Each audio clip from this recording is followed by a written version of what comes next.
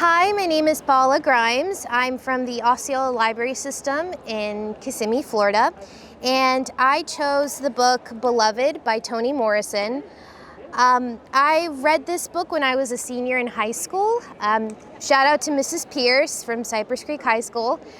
I remember reading this in English class, and it was at like 8 o'clock in the morning. None of us were awake yet, but reading this book not only opened my eyes to what slavery actually was like, but it also widened my horizon to other stories and other writers that I had never heard of.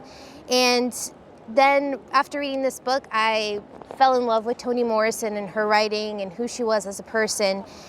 And it also opened my eyes, again, as I said, to what slavery was actually like, because in history books, they just talk about slaves, cotton picking, the more of the business side, which was not a business, obviously, and, the battles that were fought during the Civil War.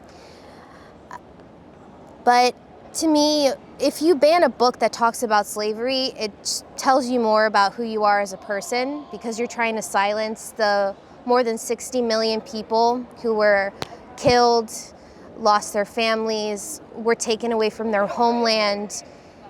And what does that tell us as a country? We're trying to sweep slavery under the rug for generations to come, and that's actually very depressing and very sad, and that is not the United States of America I was brought up to believe in. So this book should not be banned. No book should be banned, but particularly this one, because without this one, I would not be the person that I am today.